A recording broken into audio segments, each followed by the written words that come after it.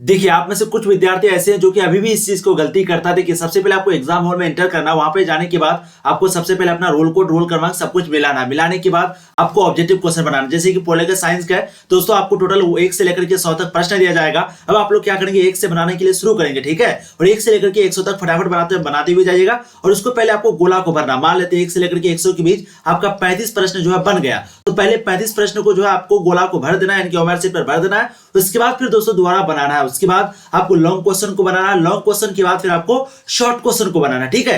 ये फॉर्मेट को दोस्तों अपनाइएगा, तभी आपको मार्क्स जो है वो अच्छे मिलेंगे। और आप लोग हमेशा सुनते होंगे कि कोई बच्चा जो है वो पूरा कॉपी को भर दिया लेकिन उसको मार्क्स नहीं मिलता है। एक ही रीजन होता है। रीजन क्या होता है, देखिए आपको बहुत सिंपल सा रीजन है। आपको दोस्तों पेज दिया जाएगा, कुछ इस प्रकार का पेज मिलता है, 2 पेज आपका होता है। और आप लोग इस कॉर्नर वाले में, यानी कि कोना में जो है आप लोग पीटीओ नहीं लिखते हैं, जो कि बहुत बड़ी गलत बात है। तो आप लोग को पीटीओ हर हालत में लिखना है। राइट साइड में जो आपका कॉर्नर दिख रहा है, यहीं पे आपको पीटीओ ये लिखना है, प्लीज टर्न ओवर। अगर आप ये नहीं लिखेंगे दोस्तों, तो एग्जामिनर जो आपका कॉपी चेक करेगा वो क्या करेगा, कॉपी आगे पलटाएगा नहीं, बस आगे चेक करके निकल जाएगा। चाहे आप आगे कितना भी लिख दिए वो चेक नहीं करेगा। तो पीटीओ आप लोग लिखिए। अगर नहीं लिखे आगे कोई बात नहीं, लेकिन अभी से आप लोग लिखना प्रयास कीजिए और लिखिएगा, ठीक है। प्रश्न आपके काफी इंपोर्टेंट है, आप लोग को पूरा प्रश्न भरना है, एक भी प्रश्न को नहीं छोड़ना है। आप लोग गलती करते हैं, कोई प्रश्न को छोड़ देता है, जो कि बिल्कुल भी नहीं छोड़ना है, ठीक है। आज की शुरू में दोस्तों हम लोग कुछ ऐसे प्रश्नों को लेके आए पॉलिटिकल साइंस का, जो कि दोस्तों आपके बोर्ड एग्जाम में सीधे सीधे देखने को मिलेगा। क्योंकि आप लोग दोस्तों इस तनाव में है, दबाव में है कि पता नहीं कैसा प्रश्न रहेगा, क्या पूछा जाएगा, कैसा रहेगा, किस तरह का पैटर्न रहेगा। तो दोस्तों इस वीडियो में हम लोग सिर्फ वही प्रश्नों को लेके आए हैं जो कि आपके बोर्ड एग्जाम में पूछे जाते हैं। तो अगर यहाँ पर आप लोग 30% प्रश्न का भी जवाब दे दिए, तो इसका मतलब है दोस्तों कि आपकी जो तैयारी वो बहुत ही अच्छी है और आप जो है 100% अच्छे मार्क्स लेके आने वाले हैं पॉलिटिकल साइंस में, ठीक है। तो चलिए शुरू करते हैं, टाइम बर्बाद नहीं करेंगे। प्लीज आप लोग दोस्तों फटाफट वीडियो को शेयर कर दीजिएगा, वीडियो को लाइक कर दीजिएगा। और हाँ, अगर आप लोगों को दोस्तों सब्जेक्टिव क्वेश्चन चाहिए, सब्जेक्टिव क्वेश्चन, क्योंकि आपको पता है सब्जेक्टिव क्वेश्चन भी काफी इंपोर्टेंट है, तो दोस्तों आपको सिंपली गूगल पे सर्च करना होगा तनु क्लासेस। वहां पर गूगल पे सर्च करेंगे तनु क्लासेस, वहां पर दोस्तों टोटल आपको 15 सेट मिल जाएगा सब्जेक्टिव क्वेश्चन का, तो वो भी आप लोग को देख लेना, ठीक है। चलिए फर्स्ट का बिल्कुल आंसर आपका नर्मदा बचाओ आंदोलन हो जाएगा। यानी कि मेगा पाटेकर का नाम जो है किस आंदोलन से जुड़ा है दोस्तों, तो वो जो है नर्मदा बचाओ आंदोलन से जुड़ा है। ऑप्शन सी आपका फर्स्ट का बिल्कुल राइट आंसर आएगा। अब देखिए अगला प्रश्न क्वेश्चन नंबर 2 आपके समक्ष आपके स्क्रीन पर काफी इंपोर्टेंट प्रश्न आपका। भारत में उत्तर पूर्वी क्षेत्र में असम का भाग काटकर पहला राज्य कौन सा बना, बताइए तो वो पहला राज्य कौन सा बना था। बिल्कुल दोस्तों इसके जो राइट आंसर है वो आपको जाएगा मेघालय, यानी कि ऑप्शन सी आपका सही हो जाएगा मेघालय, ठीक है। राइट आंसर आपका ऑप्शन सी हो जाएगा। देखिए अगला प्रश्न फटाफट हम लोग कंप्लीट करते हैं। बोडोलैंड स्वायत्त शासित परिषद किस राज्य में स्थित है। 2015 में आपको एक प्रश्न पूछा गया है। बिल्कुल थर्ड के दोस्तों राइट आंसर आएंगे, वो है असम में। वो कहां पर स्थित है दोस्तों, वो असम में स्थित है। राइट आंसर आपका थर्ड का ऑप्शन ए हो जाएगा। देखिए अगला प्रश्न क्वेश्चन नंबर 4 भारत में अंतिम रेल बजट जो है वो कब प्रस्तुत किया गया था।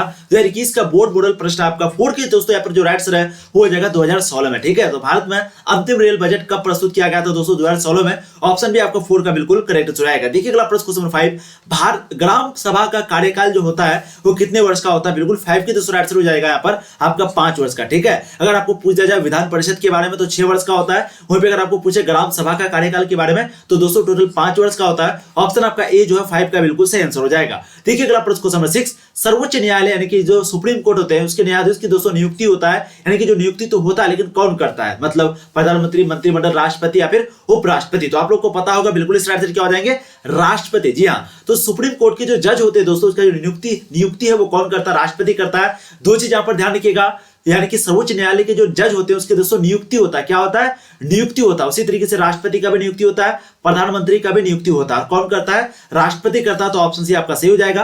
देखिए अगला प्रश्न क्वेश्चन नंबर 7 भारतीय संविधान का कौन सा अनुच्छेद संसद के संयुक्त अधिवेशन की अनुमति देता है। बिल्कुल 7 के दोस्तों आंसर आपको जाएगा अनुच्छेद 111। ऑप्शन सी आपका 7 का बिल्कुल करेक्ट आंसर आएगा। देखिए अगला प्रश्न क्वेश्चन नंबर 8 केंद्र में जनता पार्टी किस वर्ष में सत्ता में आई थी, बताइएगा। केंद्र में जो जनता पार्टी है दोस्तों वो किस वर्ष सत्ता में आई थी।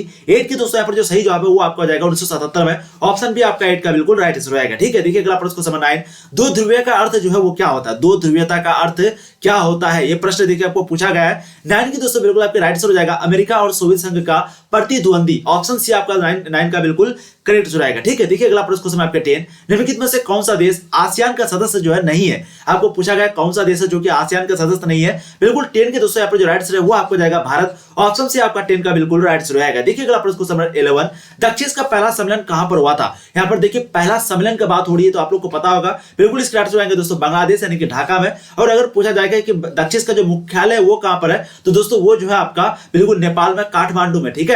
तो दक्षिण का जो मुख्यालय वो काठमांडू में और जो पहला सम्मेलन हुआ था वो बांग्लादेश में ढाका में हुआ था। ऑप्शन डी आपका सही हो जाएगा क्वेश्चन नंबर 11 का। देखिए अगला प्रश्न क्वेश्चन नंबर 12, बंबई राज्य को विभाजित कर किन दो राज्यों की स्थापना की गई थी? बंबई राज्य को अलग करके कौन से दो राज्य बना था? बिल्कुल 12 के दोस्तों सही आंसर हो जाएगा महाराष्ट्र और गुजरात। ऑप्शन आपका ए 12 का बिल्कुल सही आंसर हो जाएगा। देखिए अगला प्रश्न क्वेश्चन नंबर 13, महाराष्ट्र एवं गुजरात राज्य की जो स्थापना है वो कब हुई थी? 13 के दोस्तों यहाँ पर जो सही आंसर है वो क्या हो जाएगा 1960 में। ठीक है, तो महाराष्ट्र और गुजरात राज्य की जो स्थापना है वो 1960 ईस्वी में हुई थी। बहुत बढ़िया, बहुत गजब। ऐसी आप लोगों को आंसर देने हैं, सभी प्रश्न का आंसर देने का प्रयास कीजिए। और दोस्तों अगर आपको सब्जेक्टिव क्वेश्चन अगर बिल्कुल भी तैयारी नहीं है तो प्लीज आप लोग गूगल पे जाइए, वहां पर तनु क्लासेस सर्च कीजिए और वहां से दोस्तों आप सब्जेक्टिव क्वेश्चन जो है अच्छे से पढ़ सकते हैं। साथ ही साथ VVI model set objective question chapter by chapter वहां पर आपको मिल जाएगा। ठीक है, नागालैंड राज्य का निर्माण कब हुआ था? बिल्कुल 14 की दोस्तों आंसर हो जाएगा 1962 में।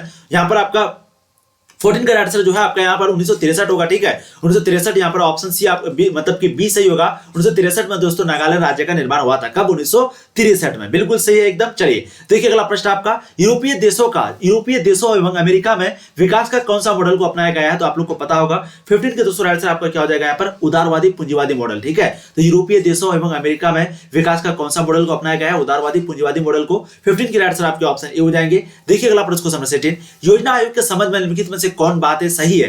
योजना आयोग के संबंध में कौन सा बात यहाँ पर सही है? 16 का सही आंसर क्या हो जाएगा आपका? यह एक गैर संवैधानिक इकाई है। ठीक है, ऑप्शन बी आपका बिल्कुल सही हो जाएगा क्वेश्चन नंबर 16 का। अब देखिए अगला प्रश्न क्वेश्चन आपका 17, योजना आयोग की जो स्थापना है वो कब हुई थी? 2011, 13 कई बार आपको ये प्रश्न पूछा गया है। तो योजना आयोग की जो गठन है दोस्तों, स्थापना जो वो कब हुई थी? 17 के बिल्कुल आपके राइट आंसर हो जाएगा 15 मार्च 1950 को, यानी कि ऑप्शन डी आपका सही हो जाएगा। योजना आयोग की जो स्थापना है 15 मार्च 1950 को हुई थी। अब देखिए दोस्तों अगला प्रश्न क्वेश्चन नंबर 18, जनता पार्टी की सरकार में प्रधानमंत्री कौन था? तो आप लोग को पता होगा जनता पार्टी, मोरारजी देसाई जो है प्रधानमंत्री थे दोस्तों। ये पार्टी कब जीती थी? 1977 में ये पार्टी जीती थी। आप लोग को पता होगा इंदिरा गांधी जो है इसके विपक्ष में थी। बिल्कुल 18 के आंसर आपके ऑप्शन ए हो जाएंगे। टोटल 18 महीने के लिए जो है प्रधानमंत्री बने थे मोरारजी देसाई। चलिए अब देखिए अगला प्रश्न क्वेश्चन 19, भारत और फ्रांस के बीच यूरेनियम की सप्लाई पर समझौता कब हुआ था? यूरेनियम की सप्लाई पर समझौता कब हुआ था भारत और फ्रांस के बीच? बिल्कुल 19 के दोस्तों आपके राइट आंसर हो जाएगा 1982 में। ऑप्शन बी आपका 19 का एकदम सही आंसर हो जाएगा। देखिए अगला प्रश्न क्वेश्चन 20, दक्षिण एशिया क्षेत्रीय सहयोग संगठन जिसको हम लोग क्या बोलते हैं? सार्क। इसको ये और एक नाम से जानते हैं दक्षिस, कंफ्यूजन नहीं होना है। एक नाम है दक्षिस, एक है सार्क और एक आपको क्या दे देगा? दक्षिण एशिया क्षेत्रीय सहयोग संगठन। ठीक है, तो इसकी जो स्थापना है कब हुई थी? देखिए कई बार आपको प्रश्न पूछा गया है।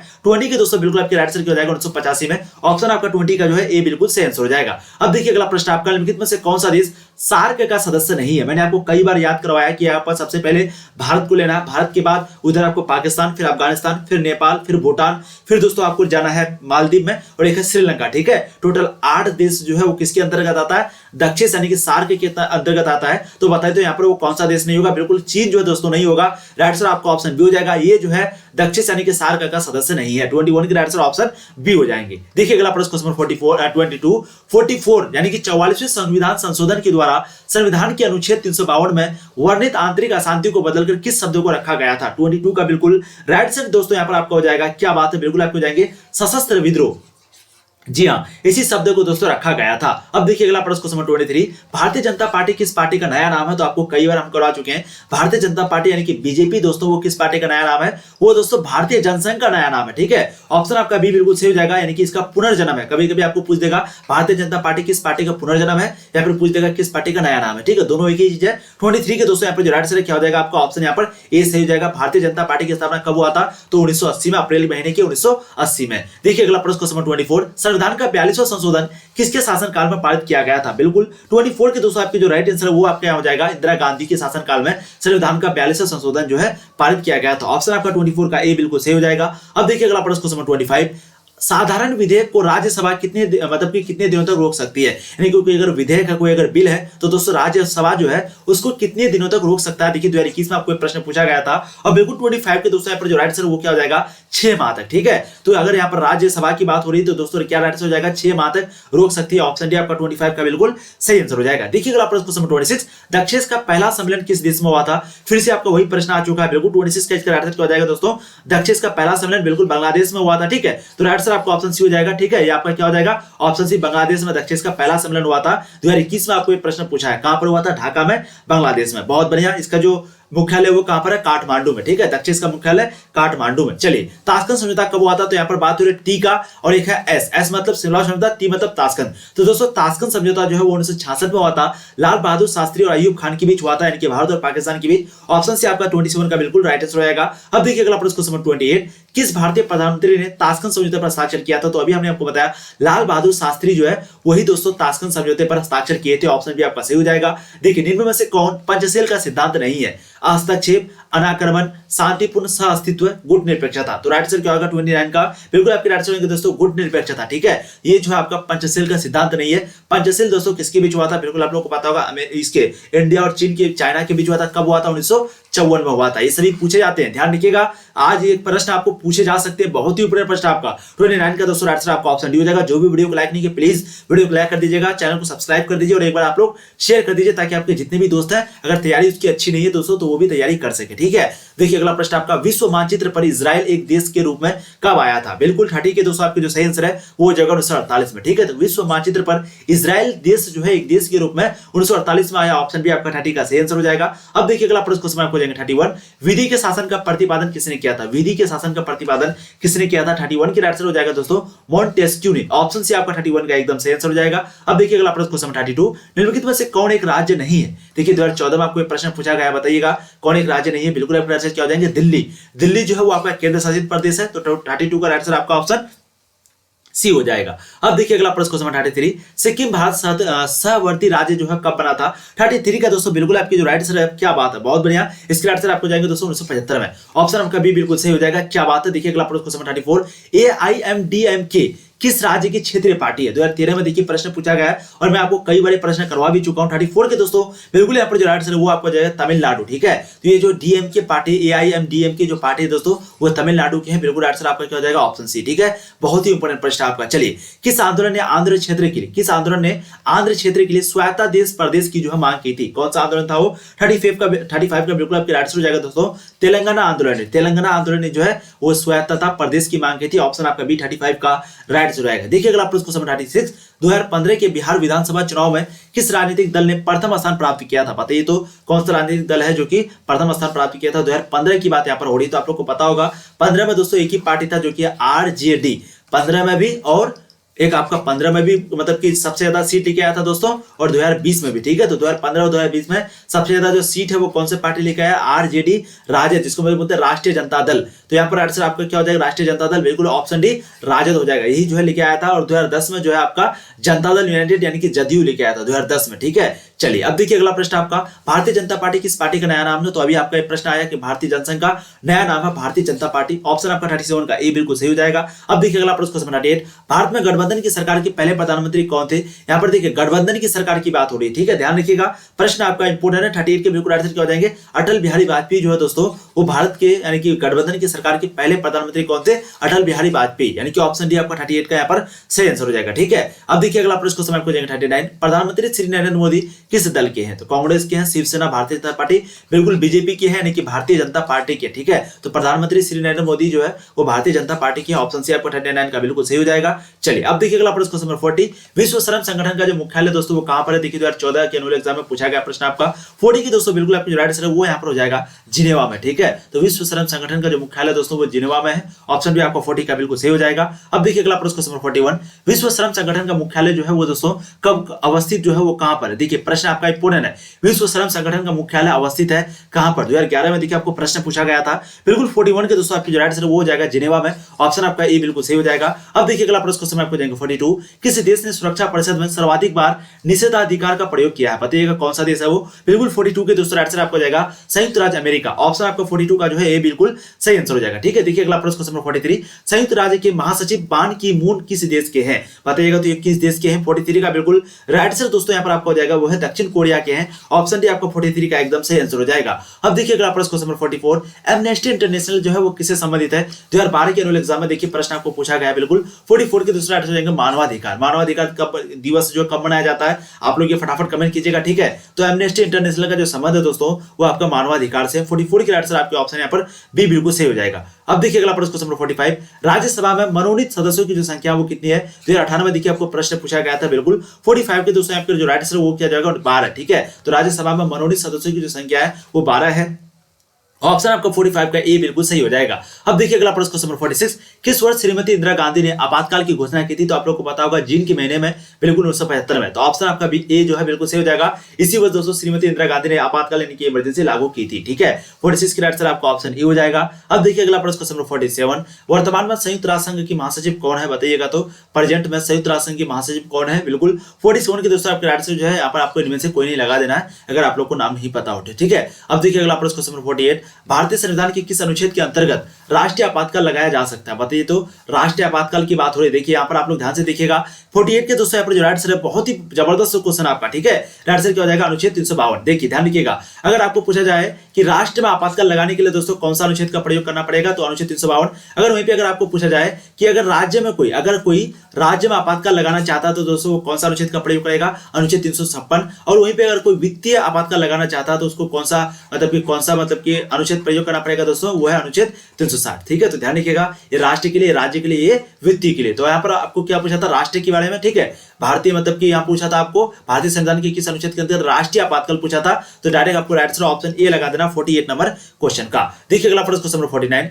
26 जनवरी को हम मनाते हैं, क्या बनाते हैं? गणतंत्र दिवस या फिर स्वतंत्र? बिल्कुल हम लोग 26 जनवरी को गणतंत्र दिवस यानी कि रिपब्लिक डे मनाते हैं। 49 के राइट आंसर आपके ऑप्शन ए हो जाएंगे। देखिए अगला प्रश्न क्वेश्चन नंबर 50, निम्नलिखित में से कौन सा एक मानवाधिकार संगठन है? 2011 में आपको एक प्रश्न पूछा गया। बिल्कुल 50 के दोस्तों राइट आंसर हो जाएगा एमनेस्टी इंटरनेशनल। ठीक है, अगर दोस्तों आप लोग VVI 10 मॉडल सेट चाहते हैं, उसके साथ ही सब्जेक्टिव क्वेश्चन चाहते हैं, उसके साथ ही chapter by chapter objective question चाहते हैं, अभी कुछ ही घंटे बचा हुआ आपके पास, आराम से आप तैयारी कर सकते हैं। कैसे करना थोड़ा सा आप यहाँ पर देखिए। ठीक है, सिंपली दोस्तों आपको जो है क्रोम ब्राउजर ओपन करना है, फिर आपको गूगल ओपन करना है, वहां पर आपको देखिए तनु क्लासेस सर्च करना है जैसे यहाँ पर कर रहे हैं। ठीक है, सबसे ऊपर वाला लिंक पे आपको क्लिक करना है दोस्तों। ऊपर वाला लिंक पे क्लिक करने के बाद यहाँ पर थोड़ा सा आप नीचे आइएगा तो देखिए VVI मॉडल सेट लिखा हुआ है, इसके नीचे आर्ट्स पे क्लिक कीजिएगा दोस्तों। यहाँ पर जो है आपका टोटल 10 सेट आपको पॉलिटिकल साइंस का मिल जाएगा, जो भी सब्जेक्ट है सभी सब्जेक्ट का मिल जाएगा। ठीक है, उसका सब्जेक्टिव क्वेश्चन आंसर जो है आपको यहाँ पर आर्ट्स सेंटर पे मिल जाएगा, इस पे क्लिक कीजिएगा दोस्तों अगर आप आर्ट्स सेंटर पे। उसके बाद यहाँ पर आपको एक पॉलिटिकल चुनने का आएगा, जैसे सभी में सेम है आपका। ठीक है, तो दोस्तों पॉलिटिकल पे क्लिक कीजिएगा, यहाँ पर देखिए आपका अपलोड हो चुका है। मान लेते मुझे पार्ट 3 सेट 3 देखना है, क्लिक हेयर पे क्लिक करेंगे। ठीक है, क्लिक हेयर पर क्लिक करने के बाद देखिए यहाँ पर आपको सारा सब्जेक्टिव क्वेश्चन मिल जाएगा। यहाँ पर देखिए जैसे क्या शिक्षा विषय संविधान की किस सूची में आता है। ठीक है, तो आप लोग एक बार जाकर के पढ़ लीजिएगा, बहुत ही आपको बेनिफिट करेगा। ठीक है, जाकर के पढ़िए, वीडियो को प्लीज लाइक कर दीजिए, और ये जितने भी प्रचार देख रहे हैं दोस्तों इस पर आपको क्लिक करना है, तभी जो है आपका पेज खुलेगा। तो आप लोग क्लिक नहीं करते, क्लिक जाकर कीजिए। ठीक है, उसके बाद दोस्तों आपको नीचे आ जाना, नीचे आने के बाद जो है आपको यहाँ पर दोस्तों सारा जो है कंटेंट मिल जाएगा, यानी कि चैप्टर बाय चैप्टर जो है ऑब्जेक्टिव आपको मिल जाएगा। ठीक है, थोड़ा सा आप लोग नीचे आइएगा, arts new batch 2022 all study material, यहाँ पर क्लिक कीजिएगा दोस्तों, चैप्टर बाय चैप्टर ऑब्जेक्टिव मिल जाएगा। तो जाइए आप लोग कम समय में बहुत अच्छी तैयारी कर सकते हैं। अगर आप लोगों की तैयारी बिल्कुल भी नहीं, अगर डर लग रहा है दोस्तों, तो कम से कम आप लोग 2 घंटा दीजिए, आपकी तैयारी जो है वहां पर बहुत ही अच्छी हो जाएगी। ठीक है, तो आप लोग जाइए। Thank you so much video देखने के लिए। प्लीज वीडियो को शेयर कर दीजिएगा, चैनल को लाइक कर दीजिएगा, और जाइए आप लोग वेबसाइट पे गूगल पे सर्च कीजिए तनु क्लासेस, अच्छे से देखिए पढ़ाई।